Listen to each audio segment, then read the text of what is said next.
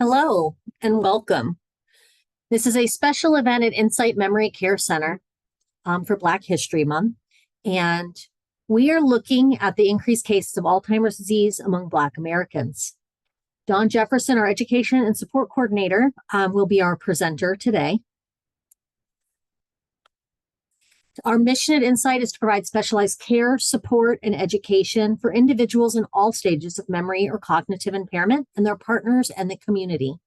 Our vision, a community where those living with memory or cognitive impairment and their care partners can achieve the highest quality of life. We're a leader in dementia care in Northern Virginia. We've been around since 1984. We provide care that is specialized with adult day programs for people in all stages of their dementia journey, from early stage all the way to hospice care. Our connection, building relationships and supporting care partners on their journey, and our creativity is brought by our dementia experts sharing their knowledge and resources because every journey is unique. Our presenter, Dawn Jefferson, is an education coordinator for us. She's a native New Yorker who has nurtured a 20-year career as an educator, having taught English and been an administrator at the Potomac School in McLean and the Urban School of San Francisco. She has worked in hospital and school settings while earning a master's in religion and education at Columbia University Teachers College and spent several summers in Vermont completing another master's degree in English at Middlebury College Bread Loaf School of English. Dawn earned her Master of Divinity from Yale Divinity School in May of 2021 and is ordained in the United Church of Christ in October 2022. She presently serves as the Minister for Mission and Justice at Hope UCC in Alexandria. She spent her last year in seminary researching the practical theology of dementia, considering the intentional ministry we offer to older adults. She's a certified dementia-friendly champion, served on the dementia-friendly Fairfax action team, and has hosted 2 monthly dementia care support groups, one inspired by a UCC grant and the other for the LGBTQA plus care partners at Insight before joining our team, which we are so honored to have her. Just a little housekeeping. We are recording. We will post this later. And also, Dawn has requested if you have questions, put them in the Q&A. And at the end, I will bring them all up, but she would like to get through the presentation before we ask questions. Dawn, the floor is yours. Thank you.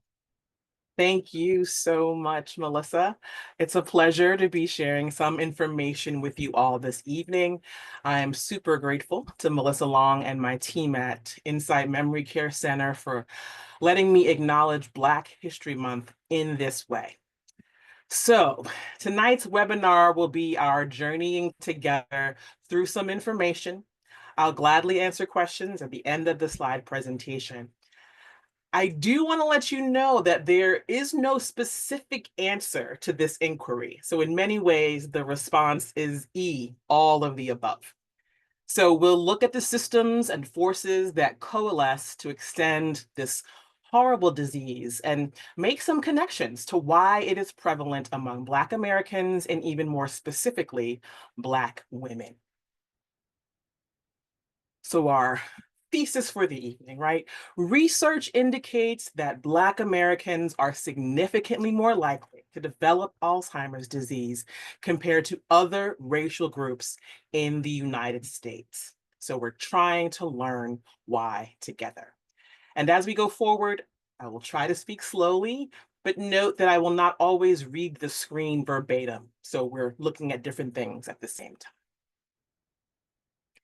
It is important as a dementia educator to clarify that all dementia cases will increase given present numbers.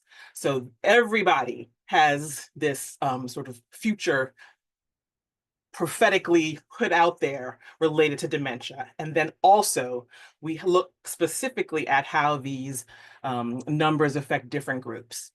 So this image from Alzheimer's Association Journal maps the increase across different age groups in order to explain that after a certain age, and in this diagram it's 85, there are increased cases of dementia through 2060.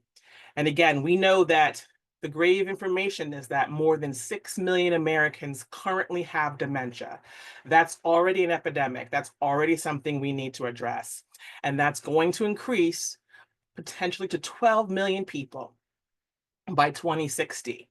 But what we realize in that particular stat It also mentions the tripling of Black Americans. Specifically, this quotation was the beginning of forming this talk when Melissa and I were speaking. And this New York Times article from January 13th, I think is worth anyone's reviewing. This important sentence: the number of people in the United States who develop dementia each year will double over the next 35 years. A new study estimates the number of new cases per year among Black Americans will triple. That's an astonishing fact. The study featured was published in Nature Medicine. They applied lifetime risk estimates to US Census projections to evaluate the annual number of incident dementia cases from 2020 to 2060. So this issue of risk is that no matter how older the population gets, specifically dementia happens after a certain age. So as long as we keep aging, the increase of dementia will continue to go up. This study has that happening after the age of 70 and even further after the age of 95. These results highlight the urgent need for policies that enhance healthy aging with a focus on health equity. And that's where we'll continue tonight. This term, racial disparities, gets used a lot, and I wanted to just take a moment to define it if possible. Definitions can be helpful. And since we will continue to refer to disparities, I wanted to clarify where they come from. Racial disparities refer to the significant differences in health outcomes and access to quality medical care experienced by people of different races. Some of those include Black people, Latino people, Native American people, who generally are facing poorer health and lack access to healthcare compared to white Americans. Often due to systemic barriers like discrimination, socioeconomic factors, and unequal distribution of healthcare resources, this disparity is evident across various aspects of healthcare, including insurance, preventative care, diagnosis, and treatment, as we'll see in a few moments. Cultural norms show that more Black Americans respond to the possibilities of Alzheimer's disease when mental health factors arise. So if your relative is experiencing hallucinations or delusions within the Black family, they're more likely to bring that person to the neurologist because culturally, many people believe that memory changes are a sign of regular aging. And that's why we're here to educate everyone that memory signs are not always about regular aging. Dementia is not a part of regular aging. So consequently, most Black patients are diagnosed with Alzheimer's at older ages. The risk factors of the study showed that Black Americans have a risk of developing dementia at younger ages, but are also being diagnosed at later ages. So if you can see that disparity, there isn't a moment when they can actually do much more to diminish the symptoms because they are now already heightened. And they also can't really become a part of a clinical trial if it's too far along in the disease. Tonight, we'll be discussing specifically all of these contributing factors: the high prevalence of hypertension, diabetes, the socioeconomic disparities, and structural racism that makes this consequence come about. What we also find is that there's a context of when the patient shows up to the office. This study from the National Institute on Aging actually showed that the racial disparity started at the diagnosis. It says here that Black patients often had to present with more severe clinical presentations to warrant a diagnosis. They had to prove way more symptoms than other white patients did. And they were not being diagnosed until the disease was processed far along in advancement.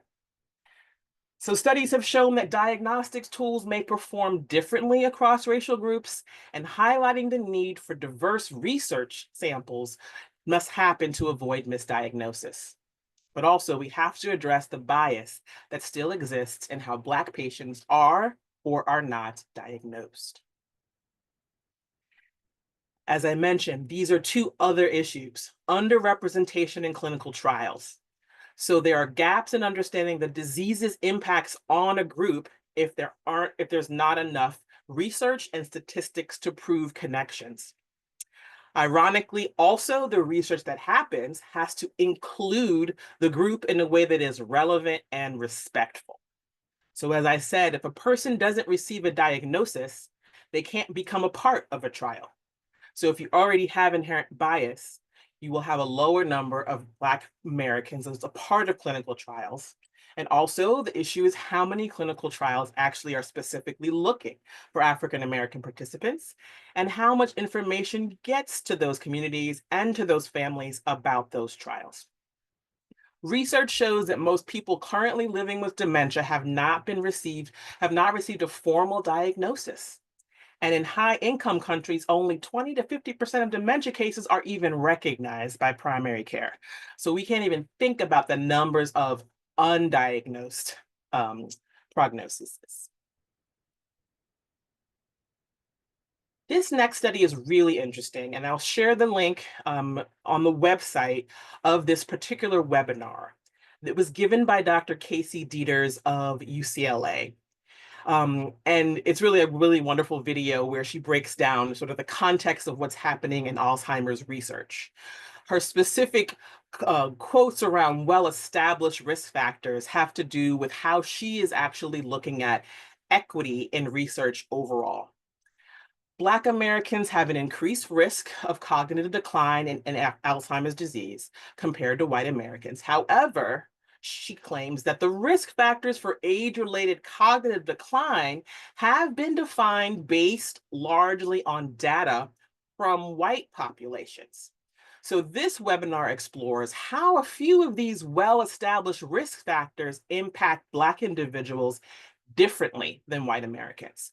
This and other research continue to show the importance of understanding risk factors within the Black population, not in comparison to white populations. And she believes that this is the best practice towards health equity research. Furthermore, her work underscores the potential debunking of the data that people with Alzheimer's disease are less intelligent. And that is because of the markers historically that were inherent in the bias that if more Black people had it, it was probably because they had low intellectual scores. She actually talks more about the access to education, which makes a larger group of number of people in her study that are not about intellectual scores, but about whether or not they had access to resources. In this wonderful presentation, Dr. Dieters also takes a good amount of time, which is why I'm pausing here, to show, when she shows data, she shows a picture of the person who offered that data, the person whose research study she's highlighting, and she cites all of these women intentionally. So this is just a shout out to all the female physicians and scientists out there who are doing the great work in the academy. She believes that we need to continuously highlight those who are doing specifically research related to neurology. Additionally, she makes a claim about particular schools and parts of the country. So even in this slide, you see the West Coast in UCLA, San Diego, and Stanford are leaning more towards not only hiring female doctors, but also doctors of color. Similarly, or differently, the East Coast is working on that. So we've got Tennessee, New York, and Chicago represented, but it's something to think about as to how much more we can invest in university research, and particularly highlighting those doctors of color who might be attracted to that content area. She notes that there are groups of Black neurologists who are forming networks to do this research with equitable lenses. And before now, much of the risk factors and the high morbidity rates related to Alzheimer's have to do with the lack of information and education about the disease. So she's working to fight that, and I think it's a beautiful, beautiful way that she goes about it and looking at the equity in the studies themselves. And of course, these general clinical trials, we need to find where they are. So I really just wanted to give you all some slides of information. Again, it'll be included in the link to the webinar, but there are specific databases that you can find to look up whether or not something's close to you, whether your diagnosis is specific to what they're looking for in their participants. In my reading, it said that sometimes you want to look for specific information and titles such as diversity recruitment or health disparities if you are looking for a trial that would actually cater to Black women. The clinical trials are often more effective at the beginning of the disease, again, and so if the diagnosis is later on in the dementia, there are fewer options for treatment. So if they don't get the diagnosis of dementia, they can't participate in the trial. And this is a small list of the research labs that are studying Alzheimer's in African Americans. Note where they're located: Miami, North Carolina, New York, and San Francisco. So there needs to be funding and interest by particular institutions to invest in researching Alzheimer's, and particularly the disease, in various communities. This is Black History Month, so that was the inspiration for my focus.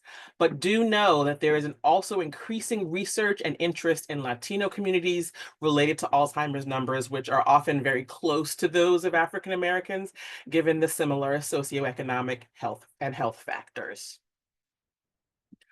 That's a moment for breathing and pausing for all the information I've just thrown at you. But really, we want to just give you as many resources as possible. In honor of Black history, I'd like to offer a little bit of historical context. So in addition to the New York Times article, I also came across this individual by the name of Solomon Carter Fuller. Dr. Solomon Carter Fuller was a Liberian neurologist. He came to the States to go to college in North Carolina, and then graduated with his degree in medicine from Boston University. And he is specifically given the title of the first African-American psychiatrist. But also of note is that he studied and worked alongside Dr. Alois Alzheimer in Germany. When I found out this information, I thought, this is kind of ironic, right? In a somewhat sad way. Here we have a man, African descent, who's a part of the research team. So Alzheimer was searching for folks, figuring out who can be on this team in my lab in Munich, and Fuller's name came up and he was selected. And because Fuller was fluent in German, he wrote the first translation from German to English of much of Alzheimer's work. He then resigned from his state hospital job, became a professor of pathology at BU, and then became an associate professor of neurology. And at the time, Fuller was the only African American on the faculty. But his pathology work was groundbreaking.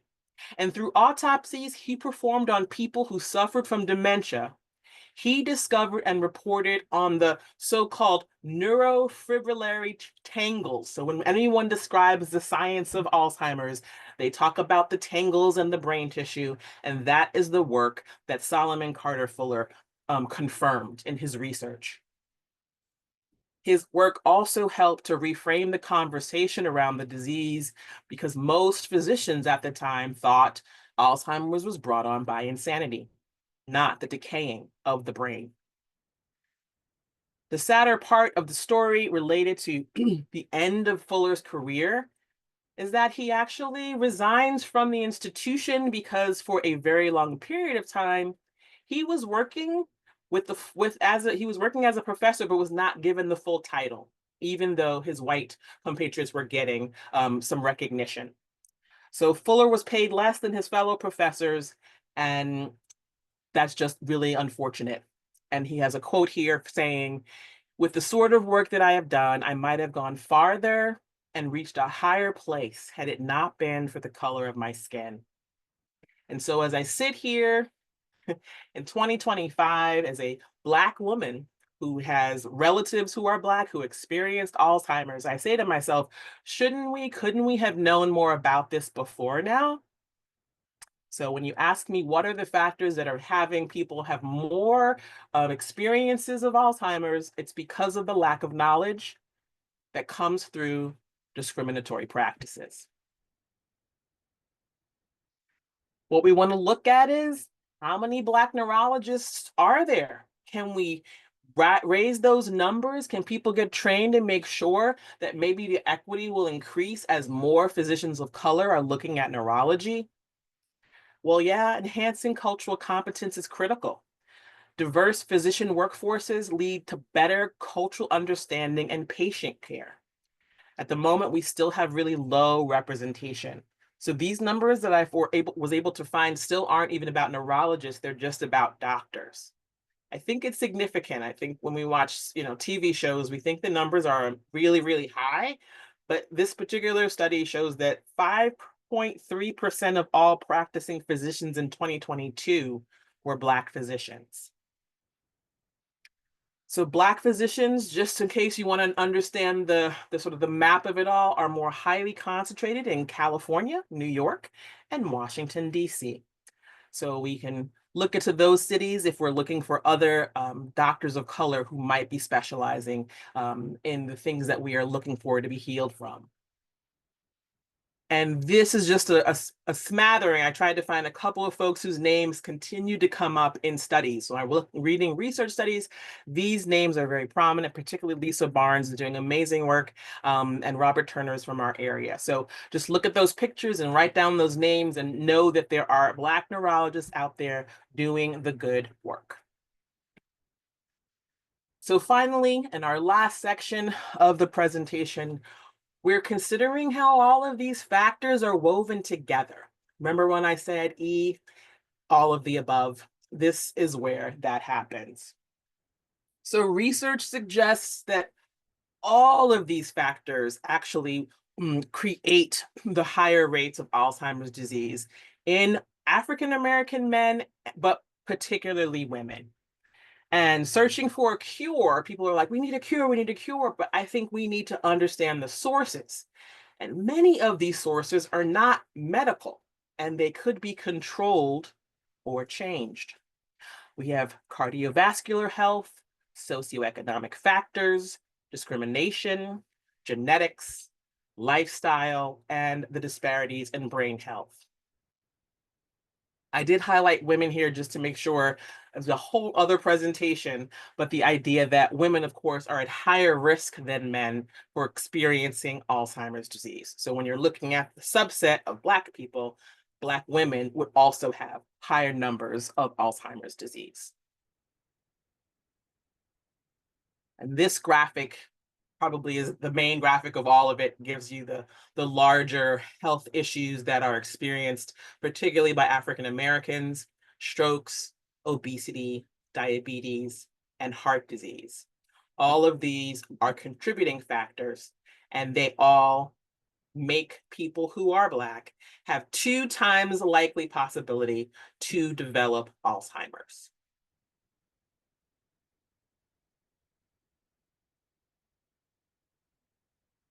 In one 2004 study, researchers found that socioeconomic status was more strongly associated with hypertension in Black Americans than white Americans. And so we see this disproportionate rate of cardiovascular disease, diabetes, and stroke in Black women. The damage to blood vessels in the brain can also impair cognitive function and increase both Alzheimer's or vascular dementia. And sometimes they're even overlap. So sometimes dementias cross over each other and you have different kinds of dementia simultaneously. This presentation is focusing on Alzheimer's, but there are other dementias out there that are similarly linked to these comorbidities. Money, money, money. So access to resources makes you healthier. Socioeconomic disparities, including limited access to healthcare, education, and resources. Education and resources is what we do here at Insight, right? If you don't have access to this, this is playing a crucial role in your ability to be healthy. I think it's really important to note, it'll be the next slide as well, but stress is related to socioeconomic issues. So the more you're worried about the money that you don't have, that actually brings on medical conditions. Even the discrimination for people just experiencing that offers more stress. So there's possibly the double or triple stress of your healthcare, stress of your socioeconomic situation, discrimination and social stress for being a person of color, being a Black woman. All of these added stresses manifest in diseases like Alzheimer's disease. This sentence is helpful. The constant burden of navigating society with inequities takes a toll on overall well-being. So those are all social. Genetics is not social. This is scientific. And so there are lots of genetic factors that are now being aligned in studies. So there are plenty of people who have Alzheimer's and they receive it genetically. Specifically, some folks have now found what they're calling an African-American gene as well. So the APOE genetic variant increases the risk of Alzheimer's in African-Americans. So other people have that gene, but also the people who have the African-Americans who have that gene also have Alzheimer's. So genetics is important, but we don't have enough people. So this particular study that talks about genetics, it's like a couple towns in Michigan and Chicago. It's a small group of Black people. Great information, but we need way more clinical trials to start to match up numbers on where genetics is actually affecting Alzheimer's disease. But it is one of the factors. And we're about to round off. We have lifestyle factors, which of course is all about our presentations on brain health, how you're eating, how you're moving, the access you have to healthy foods. All of these things have a factor on whether or not you can develop Alzheimer's disease. The health coverage that you have, the hypertension that you have, all of these are part of it. So it's not just the things that are happening to you, but then also what you're choosing to do and the best ways you can try to be healthy. And the last disparity on our list is brain health disparity. Differences in access to specialized neurological care and mental health care related to cognitive assessments can lead to underdiagnosis or misdiagnosis. So this one for me is very cultural, and I can't wait to have more talks about this. If we have stigmas related to brain health, where it's not just a cognitive issue, but we think people are experiencing extreme mental health disparities, we sometimes then will underdiagnose Alzheimer's. We don't take a person to the neurologist because we don't think anything's wrong with them, or we're afraid of a diagnosis that might label someone insane or crazy. These are intense words, but culturally, they're the stigma that keeps people from getting Alzheimer's diagnoses often, and in time to do something about it. So this means that the disease may be more advanced by the time it's detected. So we need to increase our knowledge about brain health so that we don't have this kind of disparity. All right, we're about to wrap up and you can start asking your questions. The most important part of my research and anyone's research in this moment is to notice that all these factors are connected to each other. So this example says socioeconomic disparities can contribute to both poorer cardiovascular health and increased stress, and both of those increase the risk of Alzheimer's disease. So this whole journey, we need to consider a multi-pronged approach. We need to look at the systemic issues, and we need to improve the access to healthcare for everybody, but particularly for African-American women, since they are the most affected statistically by all of these factors. And then to my last slide, I thought it was the last slide, but it might have gotten lost there.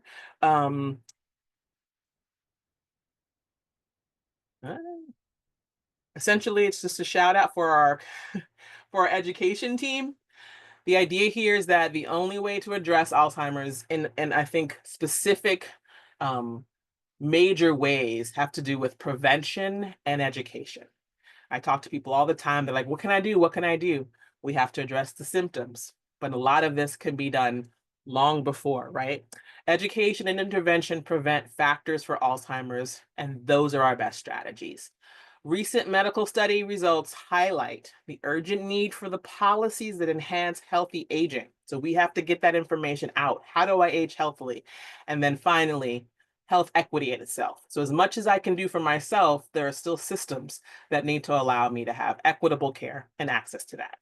So if you have other questions beyond this webinar, please feel free to go to our website. The website link is there, or you can email our team at educate@insightmcc.org. And that Thank concludes you my. so much, Dawn. That was lovely. Thank you. All right, we have one question. I'm hoping we get more. Oh, here comes another one. Okay. Do you have any opinion about routine genetic testing for families with a family history of Alzheimer's? I don't have an opinion about it, to be perfectly honest. So I think that people should get testing when they can. The question also has so much to do with the prohibitive issues of time, energy, who the caregiver is, whether they're able to do that. So the challenge to me with clinical trials has to do with energy and consistency. And if a person has that, then I think they should invest in having information. At time in my personal experience, like right now, I'm thinking about it. So I have two parents that who have both had dementia, and so I'm like, should I get tested? I'm not sure what the testing would do because I just need to live healthily, right? Yeah. So yeah. So I think to add on to that, just to tie on to that, I want you to think about what you're going to do if you get that information, Dawn. So if they tell you, yes, you're prone to it, it doesn't mean 100% you're going to get it. So do you want to live with that worry on your shoulders, wondering if you're going to get it? So I think it's a very personal decision. And do you want to live with that cloud over your head? Understood. So that's the issue. I think science is amazing. I think it can give us lots of information. And yes, the question is, what is that information going to do for us?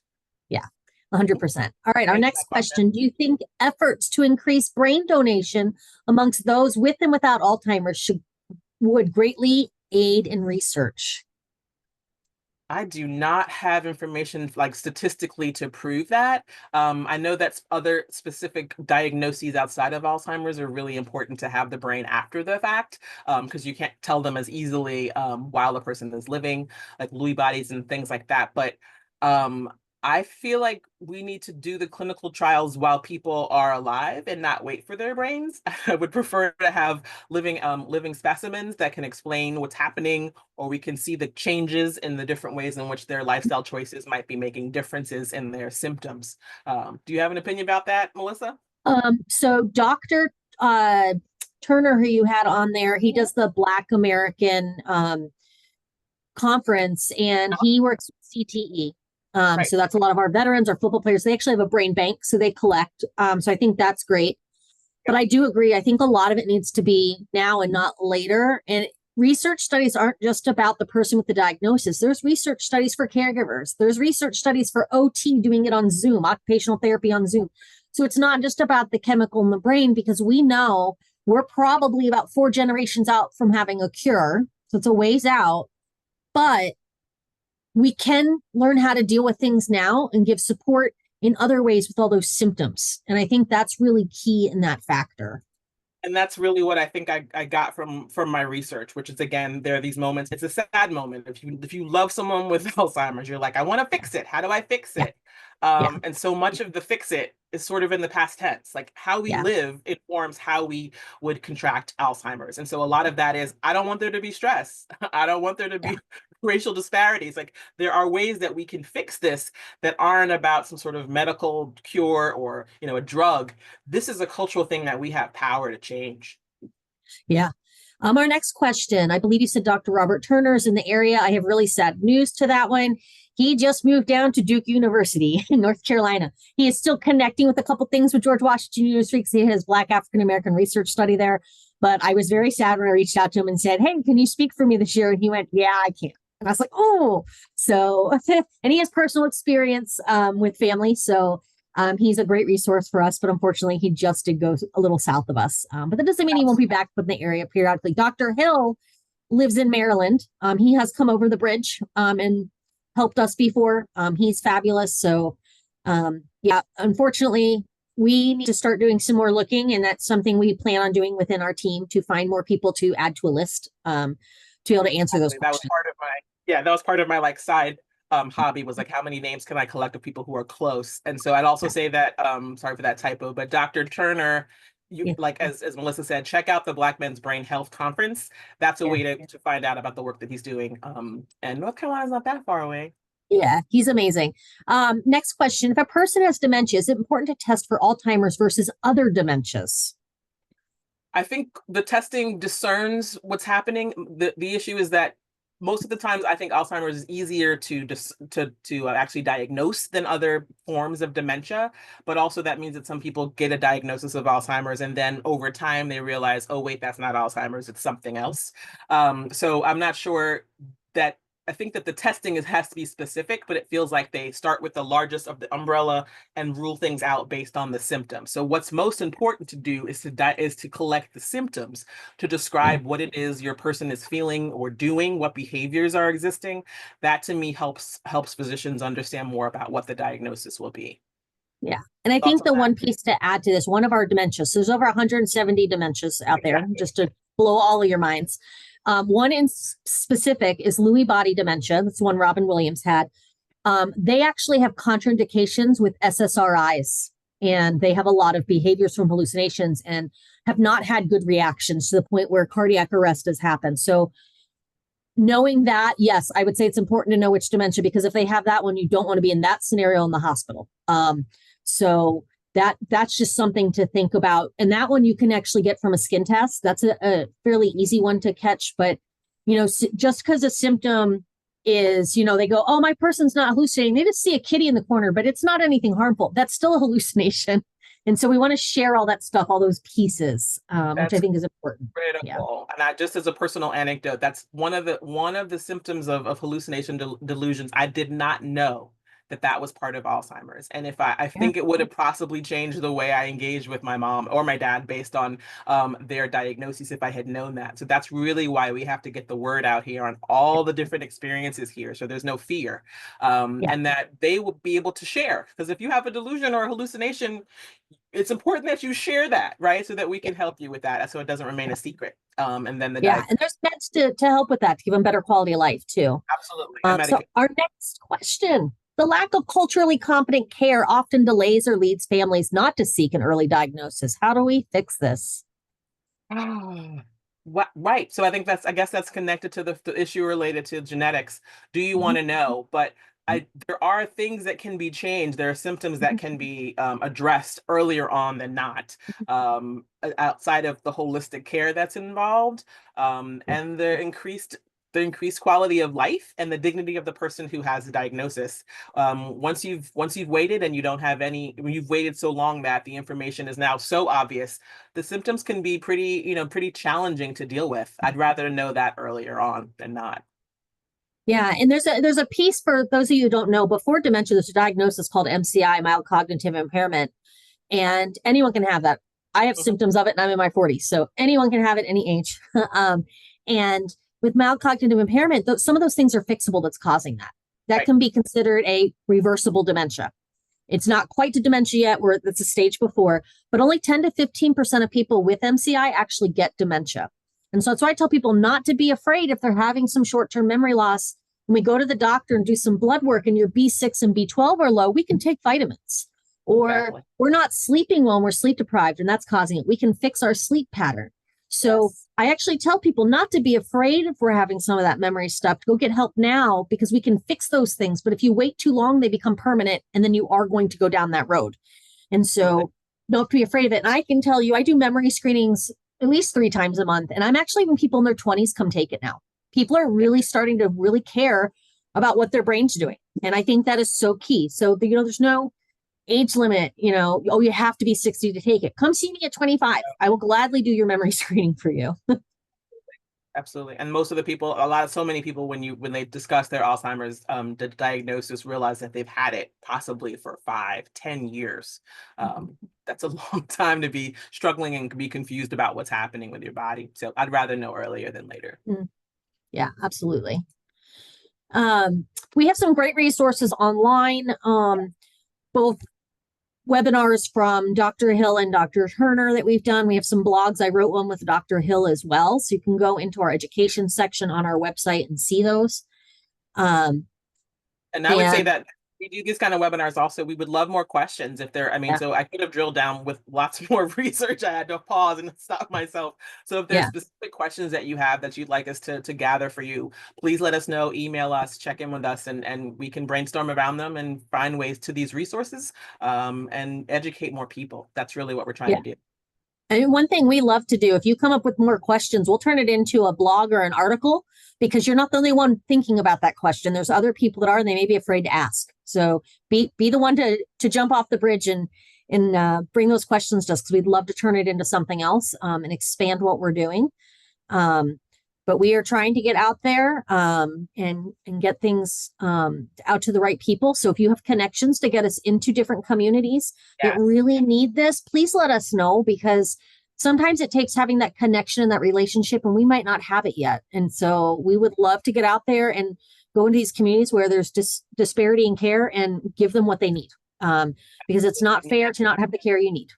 Sorry, Nina Davis is also on our team, and we are Yes. brainstorming. And we're trying to get into as many Black churches and different organizations that have DEI groups, or wherever you know there are some folks that need this information. Please either share the webinar or tell us, and we will come and talk to them directly.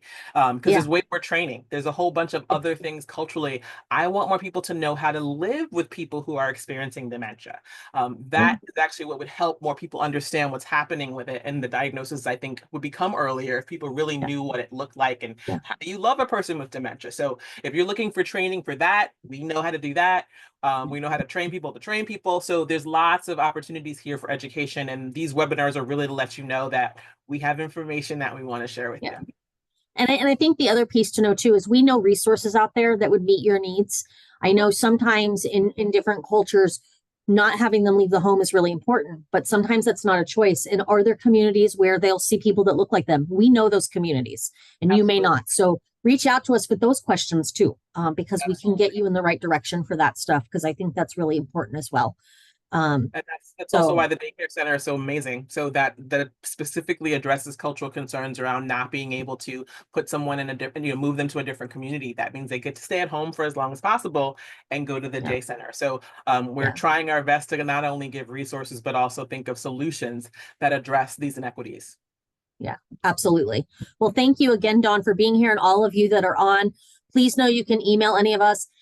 Look out for our next things that we're doing. If you go on our event calendar on our website, you can see all the things coming up. We have lots of different things coming up from professional trainings, community trainings, special events. So please feel free to sign up and join us, or you can go in our education section. We have a self-paced learning class for caregivers. So if you want to take that and it's free of charge, jump on. But thank you again, Dawn, and thank you to everyone for being here. We truly appreciate your time. Thanks, everyone. Be well.